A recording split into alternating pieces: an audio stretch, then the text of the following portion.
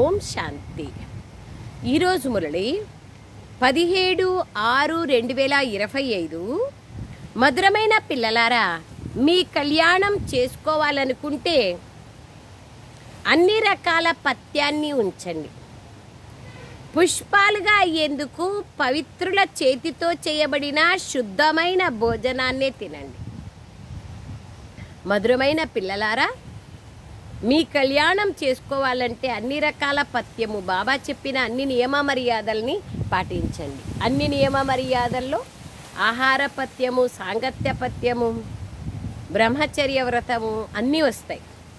సహవాస దోషము అన్నింటికంటే చాలా చెడ్డది. దానికై బాబా అంటారు, అప్పుడు పుష్పాలుగా అవుతాం. బాబా నిన్నటి రోజున కూడా నేను వచ్చినాను మిమ్మల్ని పుష్పాలుగా తయారు చేసి పూల తోటకు తీసుకెళ్లేందుకు, పతితుల నుంచి పావనంగా చేసేందుకు వచ్చాను. సో బాబా చెప్తున్నారు, పవిత్రుల చేతితో చేయబడిన శుద్ధ భోజనాన్నే తినండి. ఎలాంటి భోజనం తింటే అలాంటి మనస్సు ఏర్పడుతుంది. జైసా అన్ను వైసా మన్.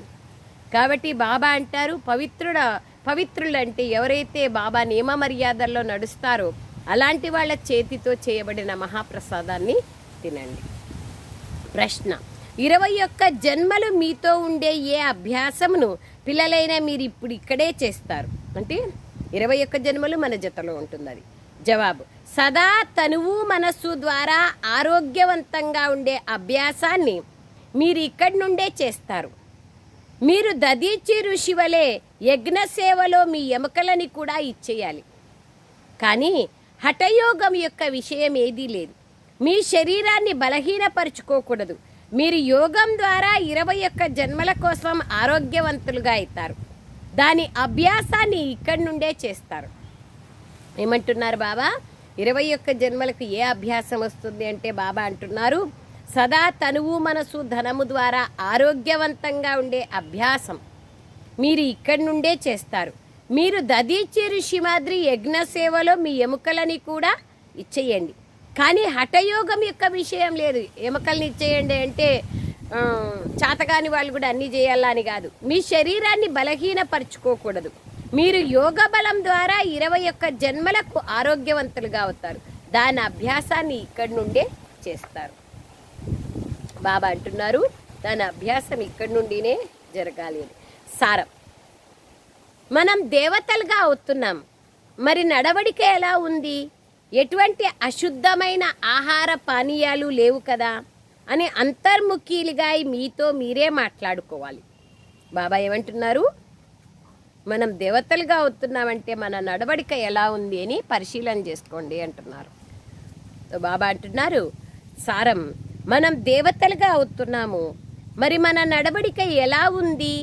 ఎటువంటి అశుద్ధమైన ఆహార పానీయాలు తీసుకోవడం లేదు కదా అని అంతర్ముఖిగా మీతో మీరే మాట్లాడుకోవాలి. మిమ్మల్ని మీరు పరిశీలించుకోవాలి, చూసుకోవాలి. 2వ పాయింట్: మీ భవిష్యత్తును 21 జన్మల కోసం ఉన్నతంగా చేసుకోవాలి. కావున కుచేలుని వలె మీ దగ్గర ఏదైతే ఉందో దాన్నంతా భోలానాథుడైన తండ్రికి అప్పజెప్పండి, ఇచ్చేయండి. చదువు విషయంలో ఎటువంటి సాకులను చెప్పకండి. వరదానం: ఆది మరియు అనాది స్వరూపం యొక్క స్మృతి ద్వారా తమ నిజ ధర్మాన్ని అనుసరించే పవిత్ర మరియు యోగిలుగా కండి. ఆది అనాది పవిత్ర స్వరూపం. పరంధామంలోనూ ఆదిగా నేను పవిత్ర స్వరూపంగా ఉంటిని, మరియు అనాది స్వరూపం కూడా నా నిజ ధర్మము పవిత్రతతో పవిత్రము మరియు యోగిలుగా కండి. స్లోగన్: సహజ యోగులమని అంటూ నిర్లక్ష్యం లేక రాకండి, శక్తి స్వరూపులుగా కండి. బాబా చెప్తున్నారు కదా, తింటూ తిరుగుతూ చేయాలని. బాబా స్మృతిలోనే ఉన్నాను అని నిర్లక్ష్యం లేక రావద్దండి, శక్తిశాలిగా కండి. 2 చెప్తారు, బ్యాలెన్స్. ఓం శాంతి. కాలేజీ లేదా యూనివర్సిటీలో టీచర్ కూడా విద్యార్థుల వైపు చూస్తాడు.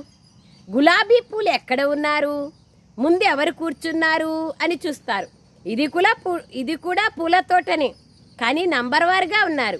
ఇక్కడే గులాబీ పూలను చూస్తారు, మళ్ళీ పక్కనే రత్నజ్యోతిని చూస్తారు, అక్కడక్కడ జిల్లెడు పూలను కూడా చూస్తారు. తోటమాలి చూడాల్సి ఉంటుంది కదా. మీరొచ్చి ముళ్ళ అడవిని సమాప్తం చేసి పూల తోటకు అంట్లు కట్టండి అని తోటమాలిని పిలుస్తారు. పిల్లలైన మీకు ఏ విధంగా ముళ్ళ నుండి పుష్పాల అంటుకట్టబడుతుందో ప్రత్యక్షంగా తెలుసు. ఎంత బాగా చెప్తున్నారు చూడండి బాబా. ఈరోజు పూల తోటని వర్ణన చేస్తున్నారు. మనలోనే జిల్లెడు పూలు ఉన్నారు, మనలోనే ఉమ్మెత్త పూలు ఉన్నారు, మనలోనే తుమ్మి పూలు ఉన్నారు, మనలోనే గులాబీ పూలు, సుగంధాలు అందరూ మనలోనే ఉన్నారు, రకరకాల నంబర్ వార్. ఈ విషయాల గురించి చింతన చేసేవారు మీలో కూడా చాలా కొద్ది మందే ఉన్నారు. పుష్పాలను చూసి బాబా చూడండి, వారు తోటమాలి మరియు నావికుడని కూడా పిల్లలైన మీకు తెలుసు. తోటమాలి అని అల్లాకి బగీచా అని ముస్లిం సహోదరులు అంటారు, మరియు నావికుడు అని చెప్పి క్రిస్టియన్ సహోదరులు అంటారు. జీసస్ క్రైస్ట్, యేసుక్రీస్తు అంతిమ సమయంలో నావికుడి రూపంలో వస్తారు అని. దానికే బాబా అంటున్నారు వాళ్ళందరినీ తీసుకెళ్తారు అంటారు. పుష్పాలను చూసి కూడా తండ్రి సంతోషిస్తారు. తాము ముళ్ళ నుండి పుష్పాలుగా అవుతున్నామని ప్రతి ఒక్కరూ అర్థం చేసుకుంటారు. మన హిందూ ధర్మ ప్రకారంగా బబుల్నాథుడు అని శివునికి కూడా ముళ్ళను పుష్పాలుగా చేసిన తండ్రి కాబట్టి బబుల్నాథుడు అని పేరు. ముళ్ళ అడవిని పూల తోటగా మార్చినారు. జ్ఞానం ఎంత ఉన్నతమైనదో చూడండి. దీనిని అర్థం చేసుకోవడంలో చాలా ఉన్నతమైన బుద్ధి కావాలి. ఇది కలియుగం, అంతా నరకవాసులు, మీరు స్వర్గవాసులుగా అవుతున్నారు. సన్యాసులైతే ఇల్లు వాకిళ్ళను వదిలి వెళ్ళిపోతారు. మీరు అలా వెళ్ళకూడదు. కొందరి ఇళ్లల్లో ఒక ముళ్ళు ఉంటే ఇంకొకరు పుష్పం ఉంటుంది. బాబా పిల్లల వివాహం చేయాలనా అని బాబాని అడుగుతారు. చేస్తే చెయ్యండి అని బాబా అంటారు. ఇంట్లో ఉంచుకోండి, సంభాళించండి. అడుగుతున్నారంటే ధైర్యం లేదనే అర్థం. కావున బాబా కూడా చేస్తే చెయ్యండి అంటారు. నేను అనారోగ్యంగా ఉన్నాను, కోడలు వస్తుంది, తన చేత వంటను తినాల్సి పడుతుంది కదా అంటారు. ఎందుకంటే మోహం కూడా ఉంది. ఇంట్లోకి కోడలు వస్తే చెప్పడానికి వీల్లేదు. మోహం ఏదో దేవి వచ్చినట్లుగా భావిస్తారు, అంతగా సంతోషపడిపోతారు. ఇవన్నీ విషయాలు అర్థం చేసుకోవాల్సిన విషయాలు. మనం పుష్పాలుగా అవ్వాలంటే పవిత్రుల చేతి వంటను తినాలి. అందుకు మన ఏర్పాట్లు చేసుకోవాలి. ఇందులో అడగాల్సిన అవసరం లేదు. అడుగుతున్నారంటే ఏదో ఉందని. మీరు దేవతలుగా అవుతారు. ఇందులో ఈ పథ్యం ఉండాలి. ఎంత ఎక్కువగా పథ్యం ఉంటారో అంతగా మీ కళ్యాణం జరుగుతుంది. ఎన్ని రకాలుగా చెప్తారు. అన్ని వేదాల్లో, అన్ని ఉపనిషత్తుల్లో, భగవద్గీతలో కూడా ఉంది. ఎలాంటి ఆహారమో అలాంటి మనస్సు అని, ఎలాంటి పానీయమో అలాంటి వాణి అని కూడా ఉంది. దానికే బాబా అంటున్నారు కళ్యాణం జరుగుతుంది. ఎక్కువగా పథ్యాన్ని ఉంచడంలో కొంత శ్రమ కూడా ఉంటుంది. వారిలో ఆకలేస్తుంది. భోజనం మీతో పాటు పట్టుకెళ్ళండి. ఏదైనా కష్టం ఉంటే తప్పనిసరి పరిస్థితుల్లో స్టేషన్ నుండి బ్రెడ్ తీసుకోండి. కేవలం బాబాను స్మృతి చేయండి. దీనినే యోగ బలం అని అంటారు. ఇందులో హఠయోగం యొక్క విషయమే లేదు. శరీరాన్ని బలహీనంగా చేసుకోకూడదు. దదీచి ఋషి వలె ఎముకలు సైతం ఇచ్చేయాలి. ఇందులో హఠయోగం యొక్క విషయం లేదు. ఎముకలు ఇచ్చేయాలి అని చాలా ఇబ్బందిగా ఉన్నా, మోకాలు నొప్పులున్నా బాబా ఇంట్లో కర్మణా సేవ చేయాలనేది ఏం లేదు. దదీచి ఋషి వలె ఎముకలు సైతం ఇచ్చేయాలి. ఇందులో హఠయోగం యొక్క విషయం లేదు. ఇవన్నీ భక్తి మార్గం యొక్క విషయాలు. శరీరాన్ని పూర్తి ఆరోగ్యవంతంగా ఉంచుకోవాలి. యోగం ద్వారా 21 జన్మల కోసం ఆరోగ్యవంతంగా అవ్వాలి. ఆ అభ్యాసాన్ని ఇక్కడి నుండే చెయ్యాలి. బాబా అర్థం చేయిస్తున్నారు. ఇందులో అడగాల్సిన అవసరం ఏమీ లేదు. ఏదైనా పెద్ద విషయంలో తికమక పడితే అడగచ్చు. చిన్న చిన్న విషయాలను బాబాను అడగడంలో ఎంత సమయం వ్యర్థమవుతుంది. గొప్ప వ్యక్తులు చాలా తక్కువగా మాట్లాడతారు, తక్కువ చెప్తారు.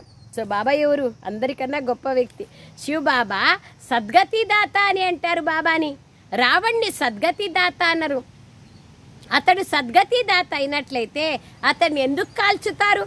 రావణుడు ఎంతో ప్రసిద్ధుడని పిల్లలు భావిస్తారు. రావణులో శక్తి ఎంతో ఉంది, కానీ తాను శత్రువు కదా. అర్ధకల్పం రావణ రాజ్యం కొనసాగుతుంది, కానీ అతడి మహిమని ఎప్పుడైనా విన్నారా? రావణాసుని మహిమని ఎవరన్నా చేస్తారా? లేదు. పంచవికారాలనే రావణుడు అంటారు. సాధు సన్యాసులు పవిత్రంగా అయితే వారిని మహిమ చేస్తారు కదా. ఈ సమయంలో మనుష్యులందరూ పతితులు.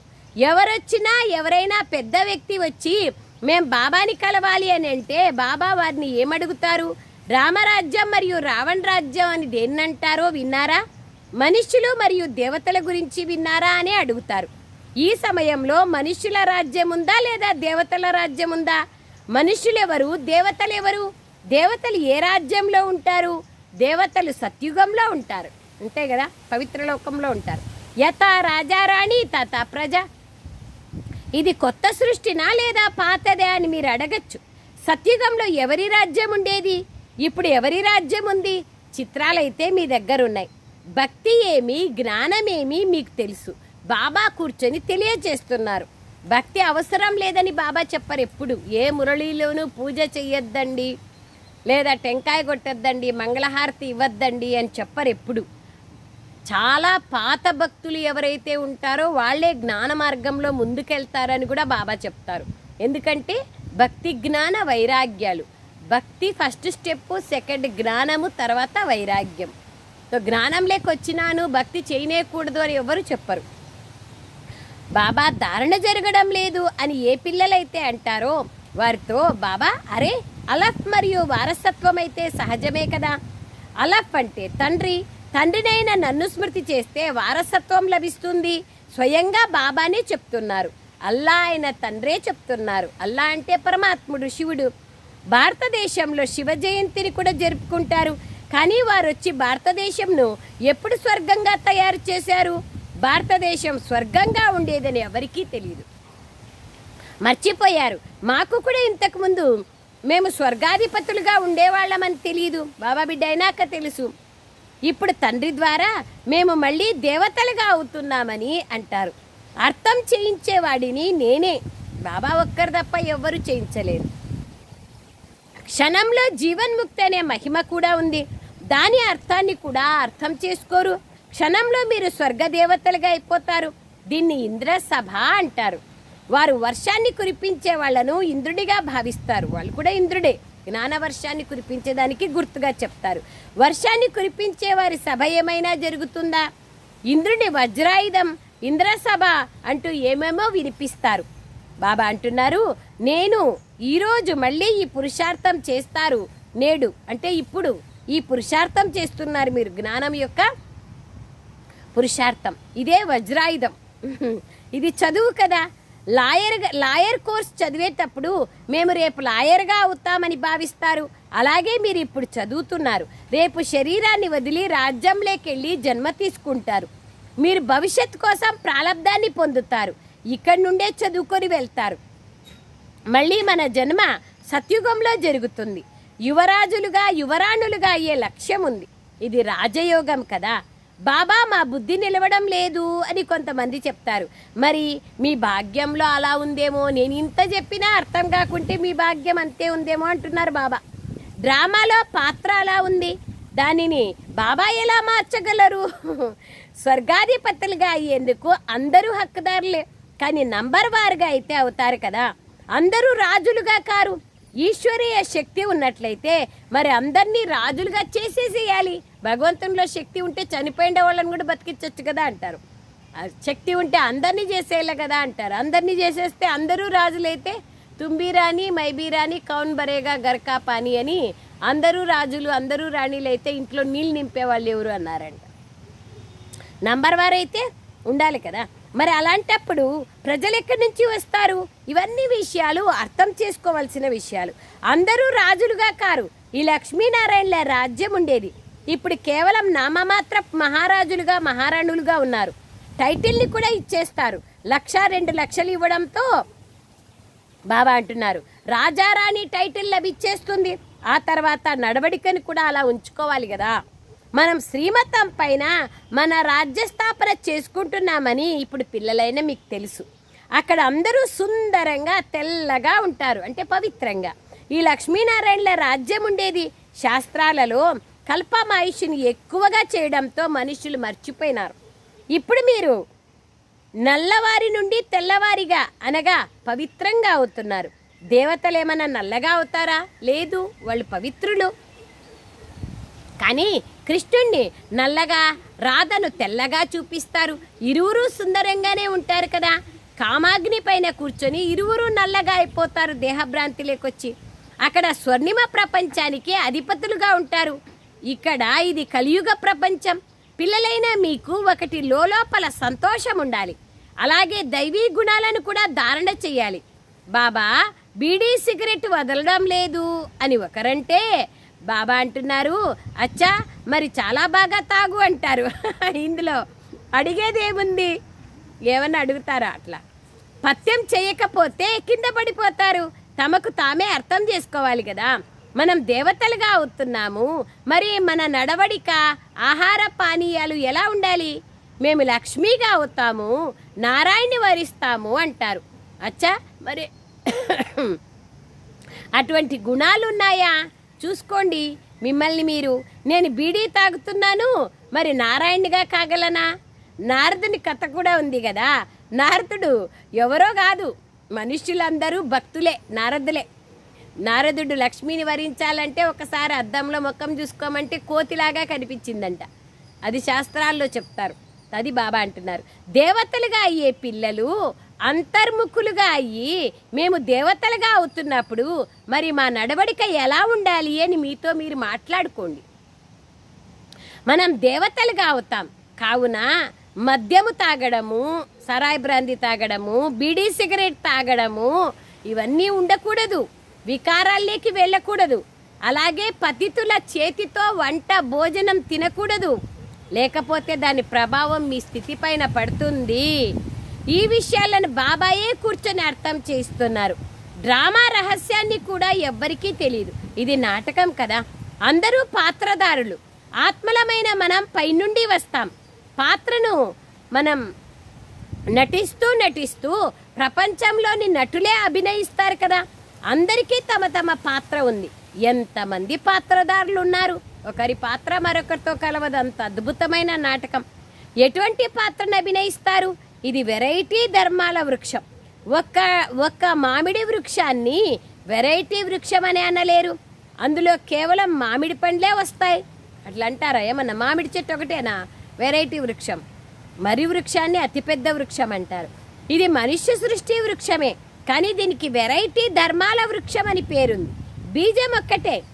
మనుషుల వెరైటీ ఎంతగా ఉందో చూడండి. ఏమంటున్నారు బాబా? బీజం ఒక్కటే, అన్ని ధర్మాలకు బీజం ఒకటే. హిందూ, ముస్లిం, సిక్కు, ఈసాయి అన్ని ధర్మాలకు పరమాత్ముడు ఒక్కడే. సర్వధర్మాలకు తండ్రి ఒక్కడే. హిందూ సహోదరులు శివరామకృష్ణ అంటే, ముస్లిం సహోదరులు అల్లా అంటే యేసుక్రీస్తు, జీసస్ క్రైస్ట్. అయితే అల్లా అన్నా భగవంతుడే, నిరాకారుడు. క్రిస్టియన్ సహోదరులు గాడ్ ఈజ్ లైట్ అంటారు, దేవుడు ప్రకాశ స్వరూపుడు అంటారు. అందరిది ఒకటే, కానీ ఏమి అంటే అనేక మార్గాలు ఏర్పడి నాది నాదిని కొట్లాడుకుంటున్నారు. అదే బాబా చెప్తున్నారు, ఇది వెరైటీ ధర్మం యొక్క వృక్షం. దాన్నే భగవద్గీతలో చెప్పినారు కదా, ఊర్ధ్వమూల మదశాఖ అశ్వర్థం ప్రాహురవ్యయం అంటే ఈ వృక్షం యొక్క బీజము పైనున్నారు, ఈ వృక్షం కిందికి విస్తారంగా ఉంది. చాలా పెద్ద వృక్షం ఇది, అశ్వత్థామ వృక్షము. దీంట్లో కొమ్మలు, రెమ్మలు, ఆకులు అందరూ ఆత్మలే అని. దీన్ని అర్థం చేసుకుంటే దీంట్లో అన్ని వేదాల శాస్త్రాల సారాంశం నిండి ఉంది అని. దానికే జమ్మి వృక్షము, దసరా పండుగ రోజు జమ్మి వృక్షము ఒకరికొకరు జమ్మాకునిచ్చి గౌరవంగా నమస్కారం చేసుకుంటారు. ముస్లిం సహోదరులు యా హుసేన్ హుసేన్ అని పీర్ల పండగ చేసుకుంటారు. క్రిస్టియన్ సహోదరులు క్రిస్మస్ ట్రీ అని డిసెంబర్ 25కి ఆ యొక్క కల్పవృక్షానికి యాద్గారుగా చేస్తారు. కానీ అర్థం తెలియదు. బాబా అదే అంటున్నారు, వెరైటీ వృక్షం ఇది. ఒక్కొక్కరు ఒక్కొక్కలాగా ఉన్నారు. ఈ విషయాలను బాబాయే కూర్చొని అర్థం చేయిస్తున్నారు. మనుషులకు ఏమీ తెలీదు. మనుషులను బాబాయే పారసబుద్ధి కలవారిగా తయారు చేస్తారు. ఈ పాత ప్రపంచంలో పిల్లలారా ఇంకా కొద్ది రోజులే ఉన్నాయి. కల్పపూర్వం వలె అంటు కట్టబడుతోంది. మంచి ప్రజలు, సాధారణ ప్రజలు అందరిది అంటు కట్టబడుతుంది.